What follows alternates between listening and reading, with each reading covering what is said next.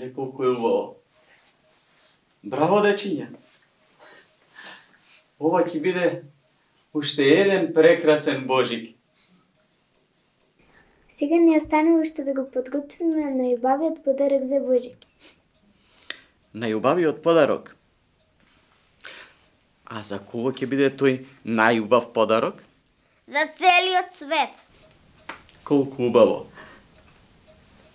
А каков ќе биде тој подарок? Не знаеме, се уште размислуваме. И не можеме да смислиме, за жал. А сакате ли јас да ви помогнам? А ти знаеш кој е најубавиот подарок? Знаете и вие. Почекајте ме.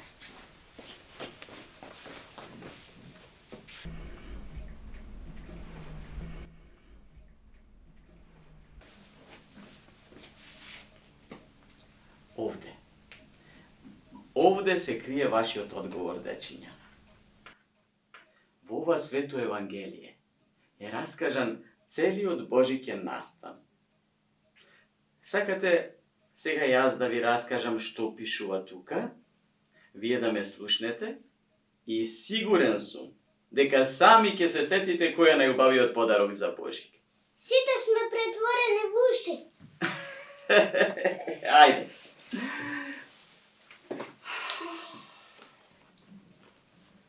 Пред да слезе на земјата и да се всели во утробата на својата мајка Марија, вечниот Бог постоеше на небото, заедно со неговиот татко и со Светиот Дух. И пред повеќе од 2000 години се случи ова.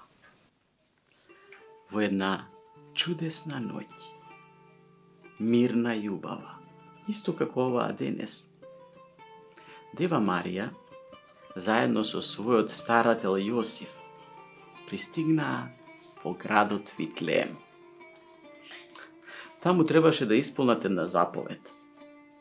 Императорот Август беше им дал наредба на сите луѓе да се вратат во своите родни краишта за да се запишат и да се пребројат.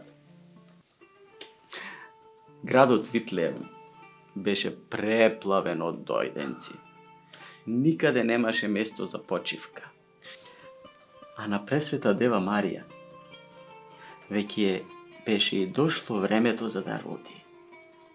Затоа мораа да побрзаат да најдат некое место каде што таа ќе може во мир да го донесе на светот своето дете.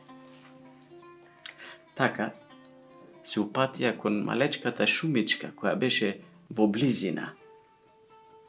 И таму наидоа на една студена пештера. Во таа пештера овчарчињата си ги чуваа своите животни, им служеше како штала. Влегоа внатре и набрзо Марија го роди својот син. Потоа го пови во пелени и го стави во јасли од слама.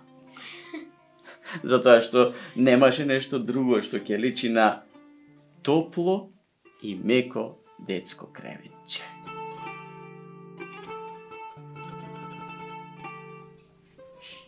Било многу студено, ама во таа Божикина ноќ студената Витлеемска пештера се претвори во топол дом, бидејќи